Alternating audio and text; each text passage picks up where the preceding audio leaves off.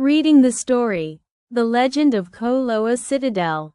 Once upon a time, after conquering the land of Van Lang, King An Dương Vương renamed the country O Lac and set up his capital at Phong Kỳ. He picked a hill that was as hard as rock to build a citadel. A huge crowd of people worked tirelessly, digging and hauling dirt day after day, and the walls grew taller. And Dương Vương and his generals came to check it out and thought it was a fortress that could stand forever. No thunder could shake it, no storm could wash it away, and no enemy could break it. But one night, the whole wall suddenly collapsed flat as the ground. And Dương Vương went to see and got super pissed. He asked the nearby villagers, and they told him, at night, they heard heavy footsteps coming from all directions, like whispers, as if ghosts or demons were around. So many people. They were terrified and didn't dare peek out. Then they heard grunting sounds, followed by a huge crash like thunder. And Dương Vương ordered his generals to push the workers to rebuild it right away. The crowd eagerly rebuilt it non-stop. The walls got taller and stronger again. But then, one night, the whole thing collapsed flat again. And Dương Vương sent people to ask, and the villagers said the same thing. At night, they heard rumbling like an army marching, then grunts, and then crashes like thunder. And Dương Vương went to the collapsed site, prayed for help to build the walls, and walked while thinking. Suddenly, he saw an old man with white hair and beard coming from afar. The old man approached Dương Vương and introduced himself as the local earth god, saying, "Don't worry, your majesty.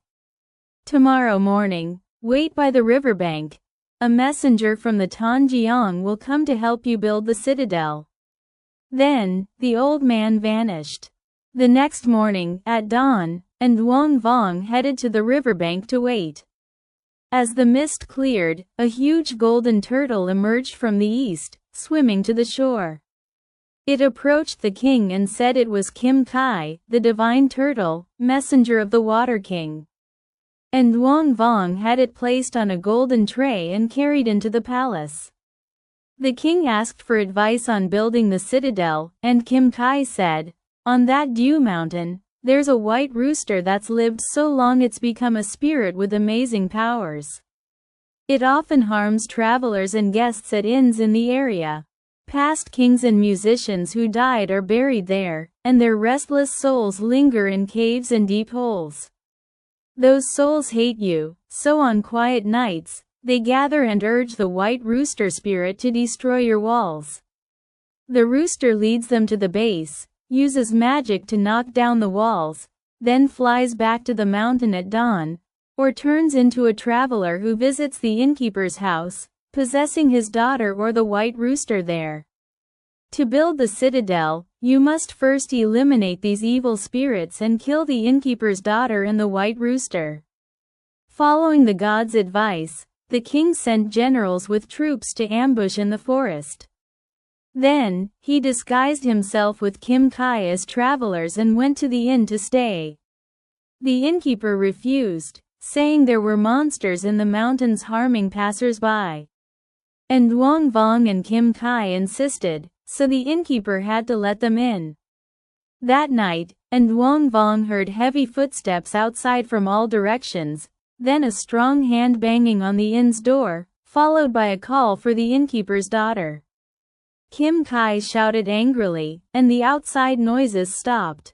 The footsteps faded away. Near dawn, the footsteps returned. Kim Kai told Dương Vương to open the door and call the ambush troops to chase the retreating monsters back to that dew mountain. The soldiers chased and shot arrows. Each volley brought screams and wails. The cries grew fainter until sunrise, when the evil spirits vanished.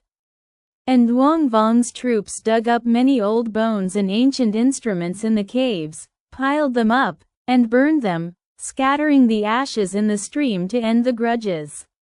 And Dương Vương and Kim Kai returned to the inn and asked the innkeeper to sacrifice his white rooster to thank the heavens. As soon as the rooster was killed, the innkeeper's daughter dropped dead. Right then, a bird flew out of the house. Kim Kai knew it was the escaping spirit, so he used magic to kill it. With the evil spirits gone, Kim Kai turned back into a huge golden turtle.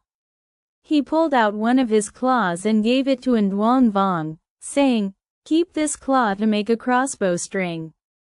When enemies come, shoot it, and one shot can kill thousands." Then, the god vanished. Thanks to Kim Kai, the evil was banished. And Nduang Vong ordered the soldiers and people to rebuild the citadel. Soon, it was done, 1,000 yards wide, thick and tall, spiraling like a snail, so it was called Loa Citadel. Lessons learned. Figure out the root cause and fix it properly. The citadel kept collapsing not because of bad building, but because of the white rooster spirit and ghosts sabotaging it. Kim Kai pointed out the real culprits and how to wipe them out completely. When problems pop up, dig deep to find the real reasons and solve them right, don't just patch the surface. Smarts and help lead to success. Kim Kai didn't use brute force to build the citadel, he used wisdom to show how to eliminate the evil. Then, he even gave the claw for a magical crossbow to protect it. That's why the citadel got built and stayed strong.